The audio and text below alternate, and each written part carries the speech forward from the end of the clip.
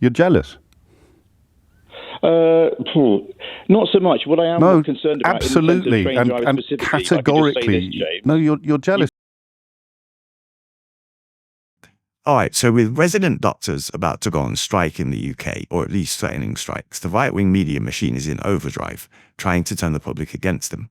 They find people who have been fed the same anti-union propaganda for years and then put them on the air to repeat it. And this call is the perfect example. He phones in thinking he has a solid case against striking workers built through his own tough experiences. What he doesn't realize is he's about to walk into a devastating trap where James exposes the poison that's turned him against his own interests. If you want to see more videos like this, hit the like and subscribe buttons, and don't forget to ring the notification bell so you never miss a video. Now let's watch this together, and then I'll give you my thoughts at the end. I was in the armed forces as a very young officer for about 8-10 years.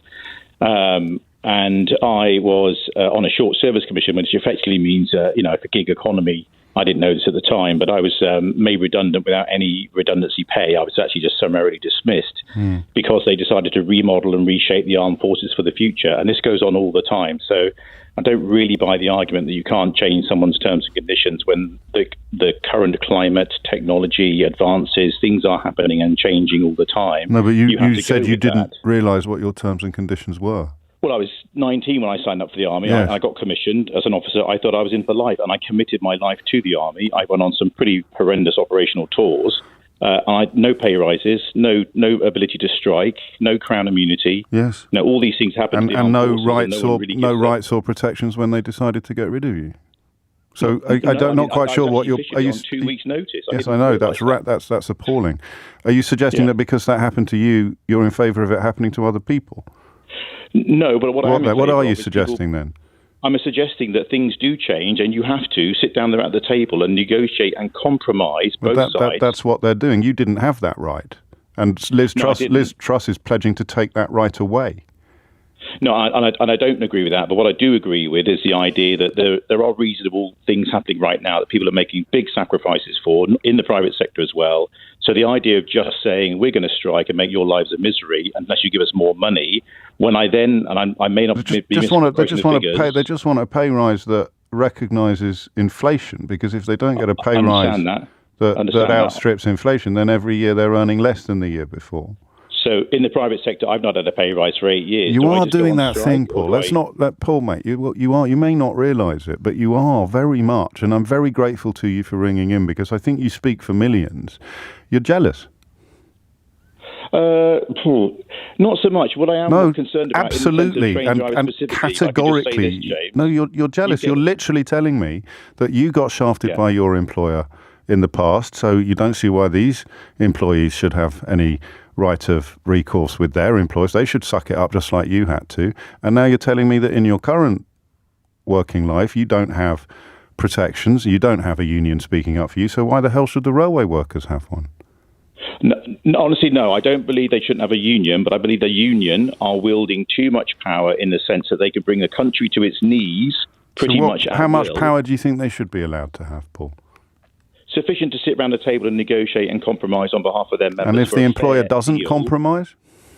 Say again? If the employer doesn't compromise, then what should they be allowed to do? Then there should be recourse to a higher body, to an arbitration committee that says you're being unreasonable. The government's refusing to speak to the unions.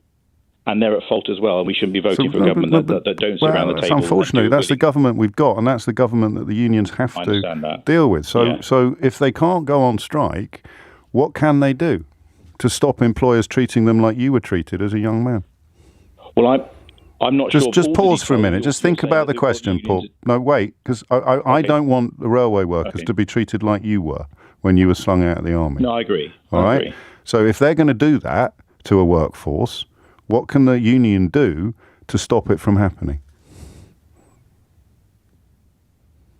Well, I mean, the only recourse other than strike action would be some case of law that protects them, that forces the government to get around the table and negotiate. Liz Truss, I just played you a clip of Liz Truss promising to water down the law that currently protects workers. So in the world we live in, a trade union that wants to protect its members from being treated in the way you were treated as a young man, what weapon would you allow them to have? Well, I think we have enough frameworks and structures in our country now but we clearly don't, sit around the table and no, negotiate. But we clearly don't, because that is what they are doing. So when the employer, we need to go to the Supreme you keep Court repeating yourself, because you know, Paul, that the only truly meaningful recourse they have is industrial action, and you've realised that in the course of this conversation. And I don't want to embarrass you by labouring the point, but that is precisely what we've been talking about all morning, because you didn't get looked after when you felt you should have been. You've been turned into a person who doesn't think other people should be looked after either, because you can talk all you like about arbitration or compromises or legislative frameworks. This is a government, and Liz Truss's government is clearly going to be committed to this, that wants to strip away the protections that they already have. And you've been persuaded that that's a good idea, largely because you don't have any yourself. Okay, I think it's slightly over-pegging it there, James. I don't believe there should. Everyone's listening. That there should be a structure where the government don't have the ability to say we're not talking to you, and that the unions don't have a retort to say, well, in that case we're going on strike. If that's the only option, that's not adult. That's not sensible. We need to have a different kind of structure that says. Well, no, you see, you're so nearly there. Then, so I mean, here's the point: if an employer is as inconsiderate and as unreasonable as the army was to you, what could, if all of you and your comrades were in an organisation dedicated to protecting you and your comrades from unfair employment practices, from exploitative employment practices, what could you do to fight back? Okay, so let me just be absolutely clear. I don't think I was exploited in that sense. I mean, I was on a contract that I should have known better. I should have known at 19 what my employment contract was. Yeah, so my but point of that, James, what could you all have done collectively together to resist unfair treatment? What would have been the most effective weapon in your arsenal? An unfair treatment from your employer directed at a small number of your comrades, but you're all going to join forces to resist it. What would be the most effective way of resisting it, Paul? Well, I don't agree with it, but it would have been to lay down our weapons and not do what we were signed up to do. It would be to completely, don't turn up to work. So so the only recourse to justice that you had is something that you don't agree with. I mean, the army is a special case, of course, but you wouldn't extend that to railway workers. If your father's on an operating table and all the surgeons go on strike, what do? Do you think, oh, that's fine, they need more money because they're working really hard, but my dad just died of a heart attack on an operating table? That's where I don't agree. If nurses can go on strike, we both know, don't we, that they're not going to go out on strike in the middle of an operation, Paul. So again, I don't want to embarrass you, but we're talking about railway workers today, and and I think still I'm not going to be able to quite crack the final nut here, but your opposition to industrial action is built upon envy, because you don't have recourse to those sort of protections and rights. And here's the thing that perhaps I should have said a little earlier: I think you deserve them too. I'm not sure. I'm not sure that would work with the armed forces if they are. You're not in the armed forces, Paul. They threw you out because you didn't understand your terms and conditions and you didn't have a union. I think you deserve them too. And the mystery of today's phone-in is why you don't think you deserve them.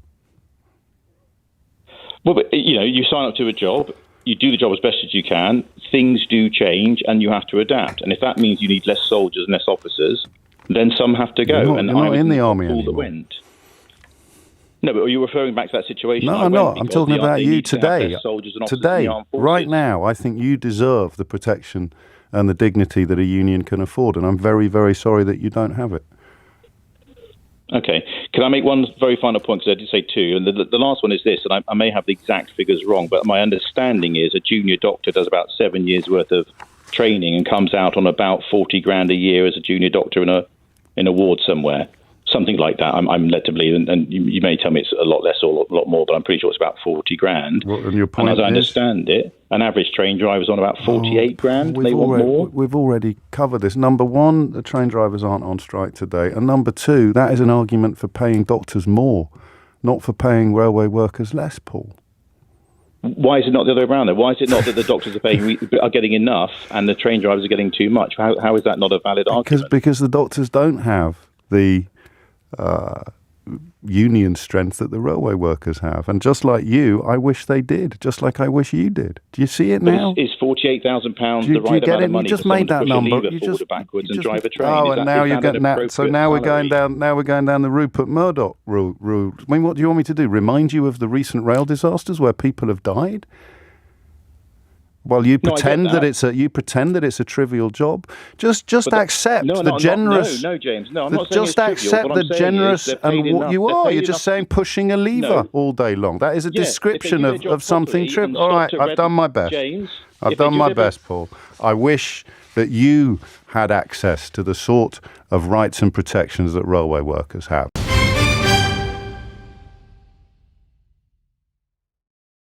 So let's be absolutely clear about what we just saw. That was a destruction from James. He cut right to the heart with the simple word jealous. It's the perfect diagnosis for the crab bucket mentality that the powerfully rich, the billionaires, the media barons use to keep regular people down. This caller's mindset isn't an accident. It's been carefully manufactured over decades. The same media outlets telling you to be angry at a junior doctor asking for fair pay are the ones that want you to forget that trade unions gave us the 5-day work week, sick pay, holiday pay, and protection from unfair dismissal. They paint unions as the enemy because strong unions mean less power and profit for their billionaire owners.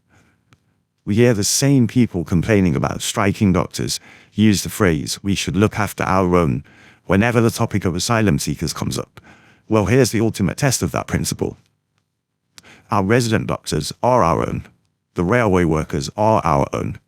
They are the backbone of this country. Yet when they ask for help or more pay or better conditions, the look after our own brigade tells them to suck it up. And therein lies the idiot paradox. It was never about looking after our own, it was just about finding an enemy. And this caller, Paul, is the end result of that paradox. He's been so conditioned to resent anyone fighting for a better life that he argues against the very power collective bargaining that would improve his own situation. He doesn't have a union, so he thinks no one else should either. He is fighting on behalf of his own oppressors. So what are your thoughts? Let me know in the comments below, and if you enjoyed this breakdown, make sure you hit the like and subscribe buttons for more, and don't forget to ring the notification bell so you never miss a video. Thanks for watching.